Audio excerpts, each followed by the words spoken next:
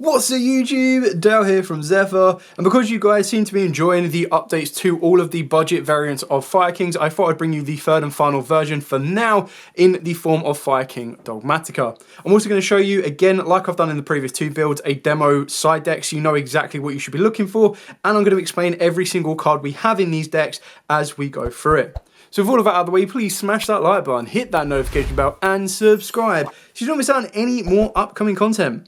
With all of that out of the way, I'm just going to dive head first into the profile, show you what we've got, and explain why we've got it. So we're going to start off with, of course, pretty staple in my opinion. This is the same in the majority of all of the versions, apart from the pure version, where you're going to be using triple Ponyx, followed up by triple Kirin, double Sacred Fire King Garunix, one Barong, and one Advata.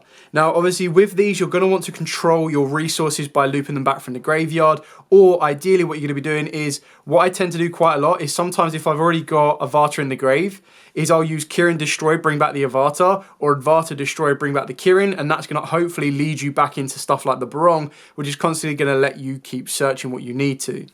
Now, this is a little bit of a slower paced deck because it is playing the Dogmatika package, and the idea is the Dogmatika package 9 times out of 10 is like a one-time use. You use it, you control the state of the game, you OTK the next turn. Now, that's not always going to be the exact same outcome. There are times when you need to play this deck without the Dogmatika build, and that's where you start falling back on your hand traps and everything else.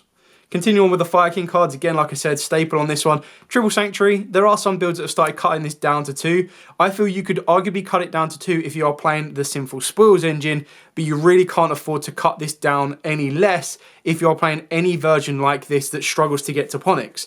Because at this moment in time, you've got 3 ways of getting to Ponyx through itself, plus the free Sanctuary, which will ultimately end up getting you the same goal that Ponyx is providing you, and then, of course, you have the Dogmatika package. So when you're playing stuff like the Sinful Spoils, you end up technically having anywhere between 3 to 5 additional cards to get to Ponyx, like 3 Wanted plus 1 to 2 Witch plus the original Sinful Spoils. So you've got more ways that are going to get you to the cards you need to get to. Whereas with this one, you've got a Nadir Servant, which can get stopped quite easily by Ash Blossom. And then, of course, you have Sanctuary to get you to your Fire King Island, and, of course, Ponyx itself with the 1 copy of 1-for-1 as well. So then carrying on, of course, we do play 2 Fire King Island, pretty straightforward and simple on this one. You don't need to play any more, in my opinion. I think 2 is the perfect ratio, really. You definitely need 2 because there are those times when your opponent will target the first Fire King Island and get rid of it, and then you need a way of being able to come back into the game, and the deck is so importantly focused around Fire King Island that you kind of need to utilise it. The 1 Skyburn and the 1 Circle, I've just still really starting to enjoy and rate this card so much more.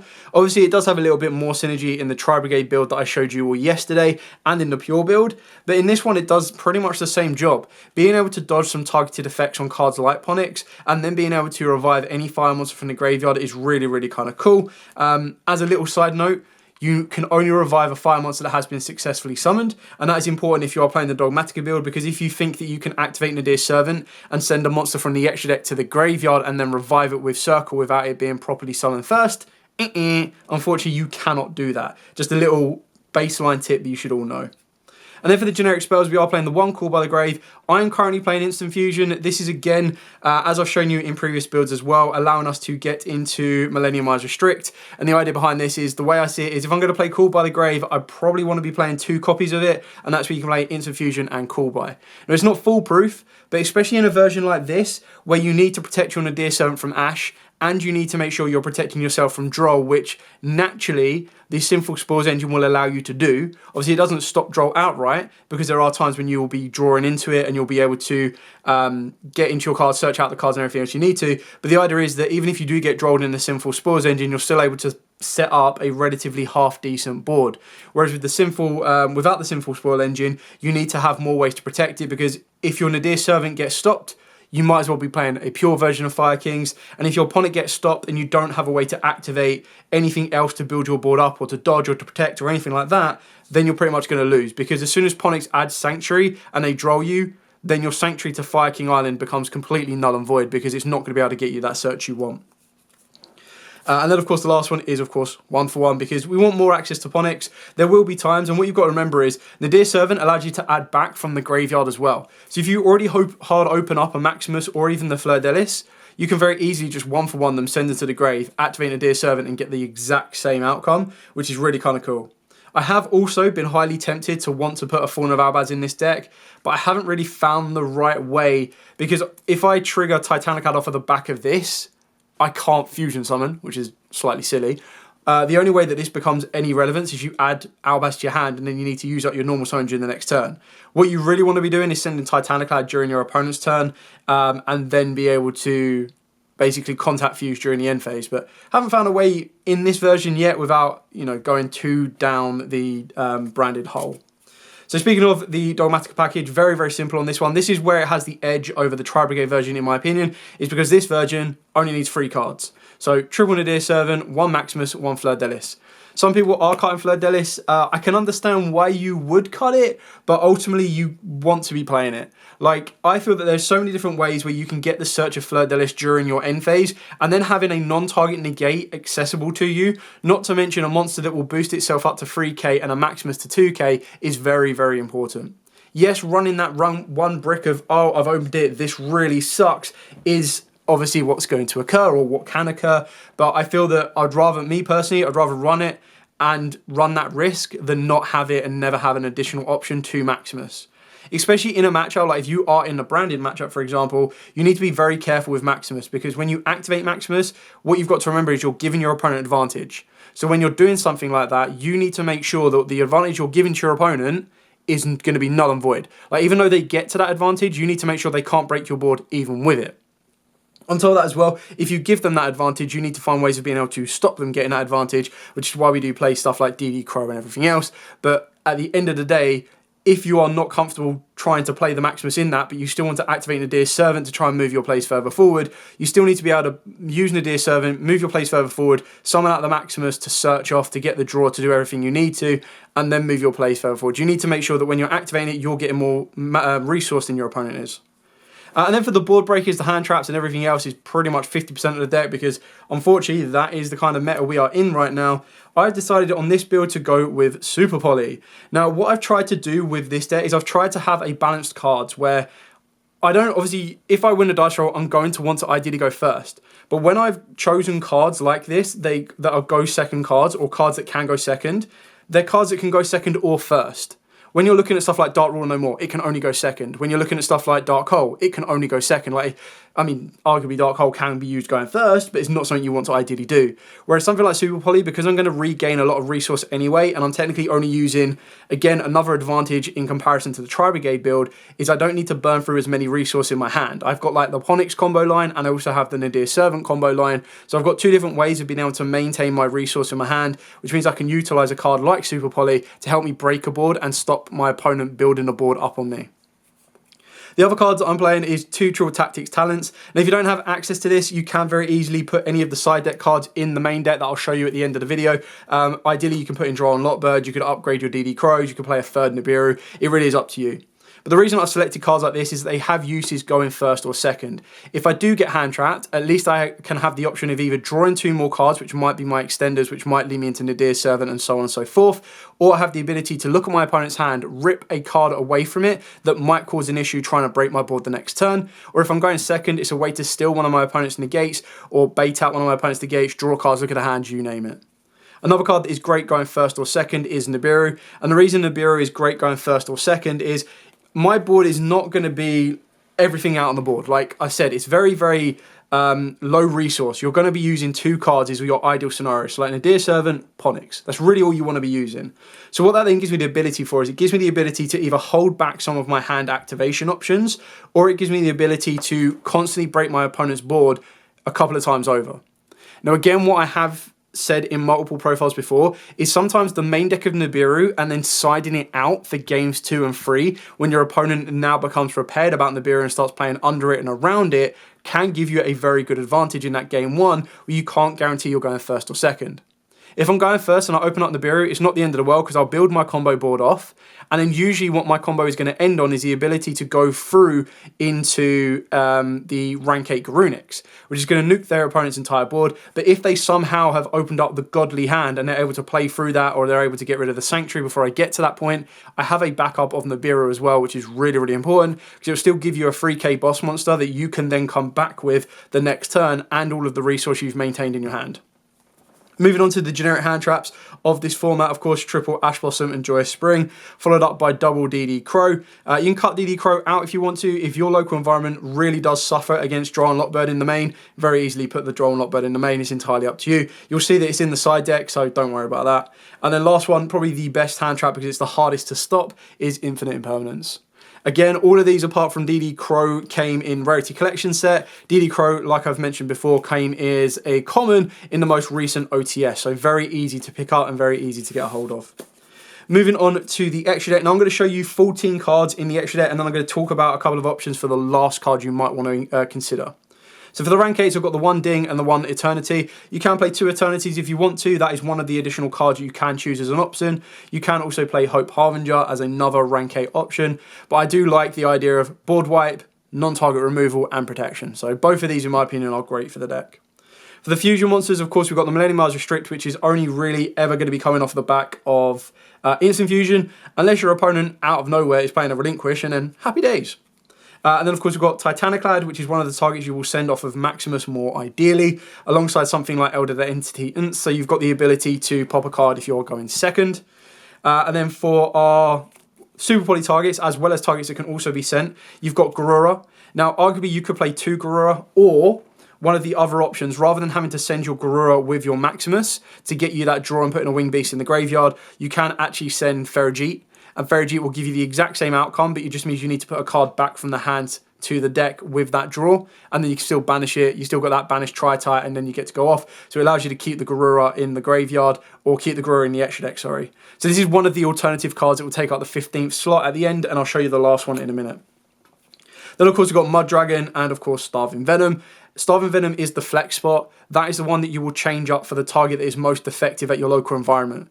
If Mud Dragon becomes a more effective option and you think you're going to be going through 2 of them every time, put in a second Mud Dragon. If you feel that Dracus Depelia is a better option, put that in. You have so many different options to swap this around, then this is something that you consider. Then for the Link monsters, of course, Relinquish Anima, I just like the option. If people get lazy, they're going to get caught out by this card. If your local environment is all switched on, then you can cut this card out completely and you can fit in whatever card you want to. Link Karibo is actually quite important, and so is Almirage. So these two are actually really important, and the reason for that is the other alternative card. So make a note, this is not in the extra deck. I'm not going to add it onto here, but another alternative card that you could play is Secure Gardener. Now, the reason you'd play Secure Gardener, and this is, apologies, but I couldn't find the comment, but someone mentioned this to me in my previous version, and they're like, if you open up Maximus, you need to, obviously, you can use Nadir Servant, but you won't be able to send Garura or Ferrijit because their attack is lower than the ability to get to your Fleur-Delis. So the option with Secure Gardener was I could get, if I've already got access to a Ponix, or if I've already got access to something like a Drow and Lockbird in the main or a DD Crow, I can turn either of those into an Almirage or a Link Karibo, and then I turn either of these into a Secure Gardener. Now, it's not ideal, but what it does do is it puts a monster from the extra deck into the graveyard. So I can then banish that in order to summon out the Maximus from my hand, and then build my plays off of the back of that as well. So this is another one of them alternative options that you can utilize. Personally, for the 15th spot right now, I feel that either a second Garura or a Tri-Brigade Ferrijit will be the best option for everyone. So keep that in mind. Carrying on with the rest of the extra deck, the 1 Pit Knight early, the 1 Heat of the Fire Charmer. Arguably, I think I've made a bit of a mistake here with the Heat of the Fire Charmer, because this is obviously great in the mirror match, still one of our opponent's monsters, and build up from there. But unless you're stealing a rank 8 from your opponent, we have nowhere else to go. So one thing that I have overlooked in this is putting a higher level Link monster in the deck, because when you're looking at a higher level Link monster, most people turn and go to Access Code Talker, they go to SP Little Knight, and you're like, hang on a minute, that doesn't really fall within this whole budget area that we're trying to work towards. So with Heat of the Fire Charmer, you can even go for any Link 3 that you really want to, like a Nightmare Unicorn or something else like that. Or what I'd probably advise more times than not is that if you decide to play something like the Fett Veiler, you can use Selene, or you can work your way into a Boral Sword, an Appaloosa, or a Avramax. So you've got 3 different options there as you want to climb up. And then the final card is the one Shurag. So obviously the idea behind this is the Nadir combo, where you activate Nadir Servant, you send Garura from the extra deck to the graveyard, you draw one random card, you then use Maximus to banish the Garura to summon itself down, you send 2 cards from your extra deck, one of them being Shurag, the other one can be anything you want. Shurag will then trigger because you've got a banished tri-type to search out the Ponix. You normal summon Ponix, you go Sanctuary, Sanctuary into Viking Island, destroy Ponix, search out Garunix, Garunix summons itself down, pops a card in the deck, which will more times than not be Barong. Barong during your opponent's standby phase will add you Kirin, and Ponix will come back to your hand. It's a very basic 1-card combo. I've shown you it in previous builds. I might even show you it at the end of this video, just as a all-in-one encompassing video.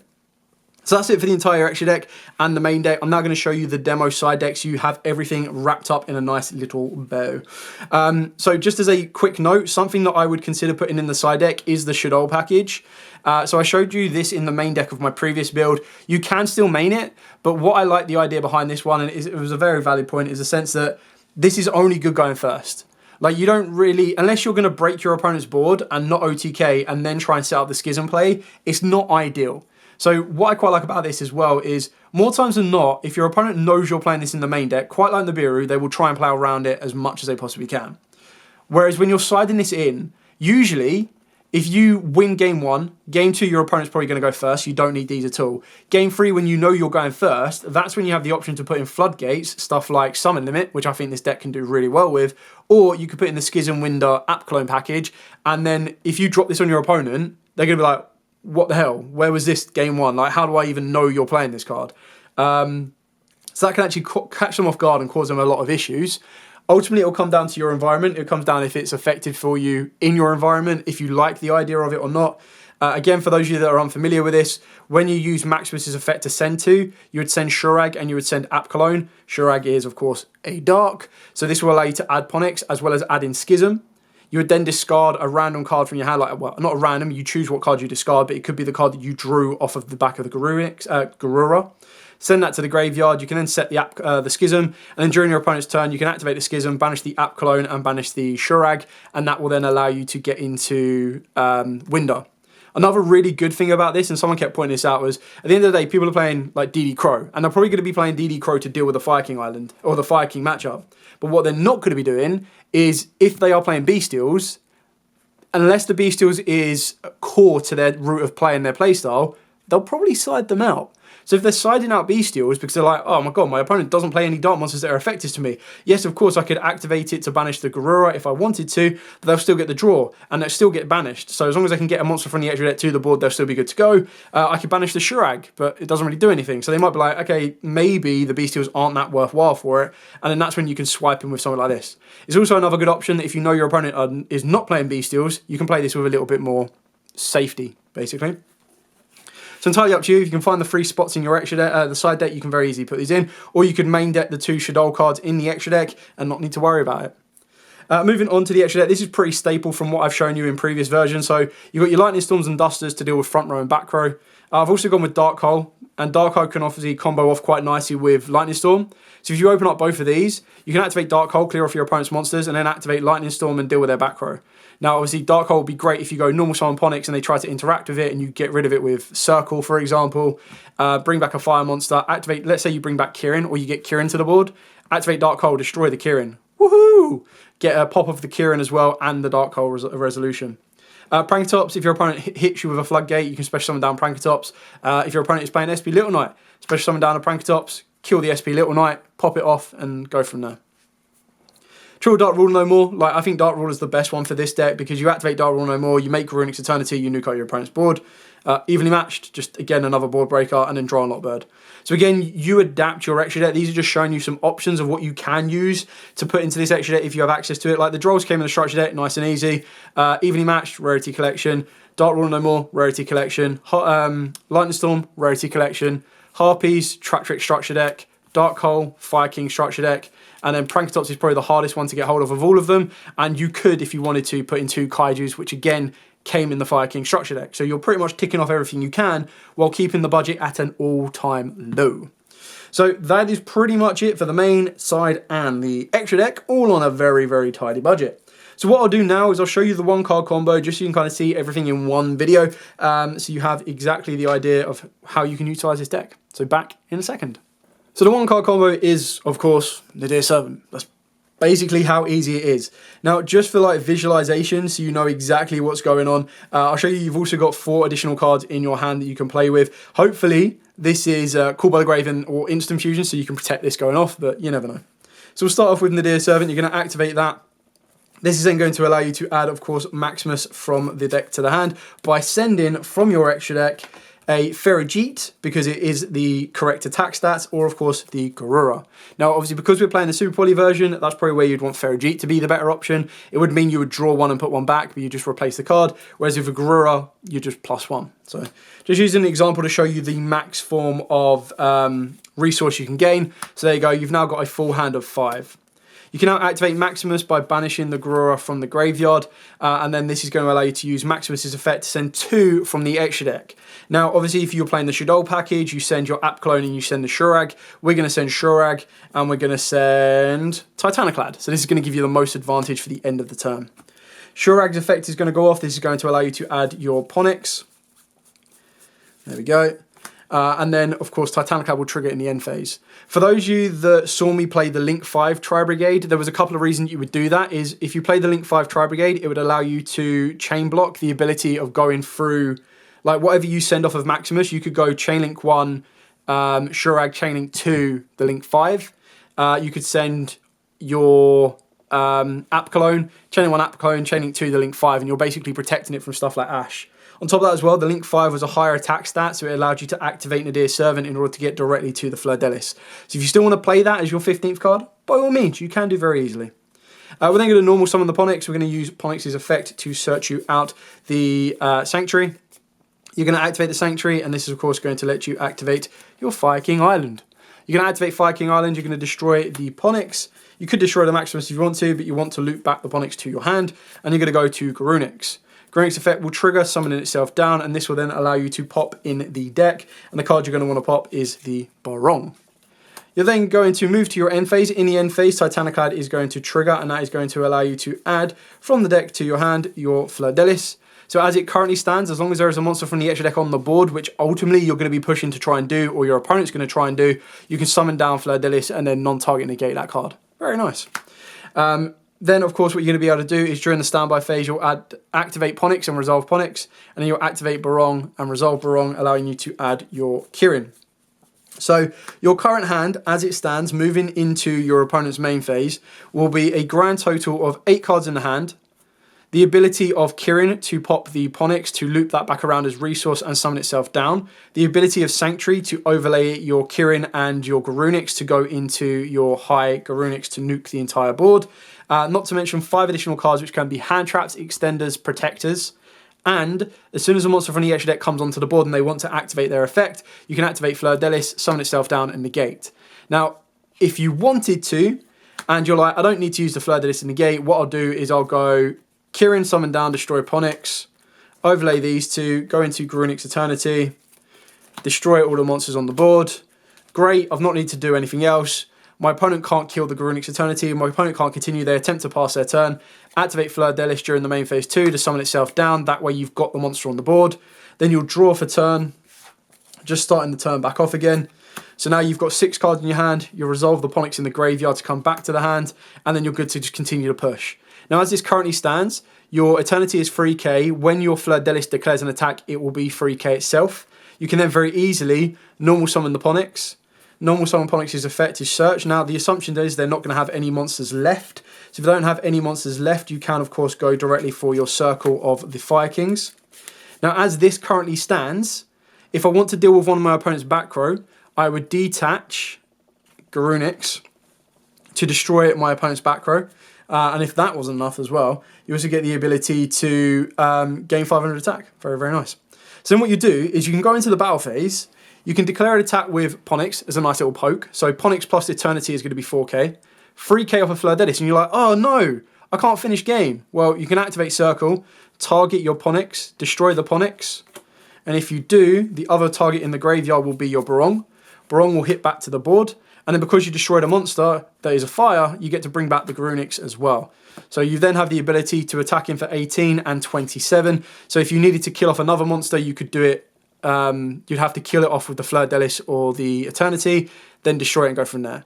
You obviously do have the option as well, should you want to, rather than killing the Ponix, you could destroy the Eternity, and the Eternity will be able to bring back one monster because it only has one material, so it could bring back itself as an additional 3k attack. So that's how you can...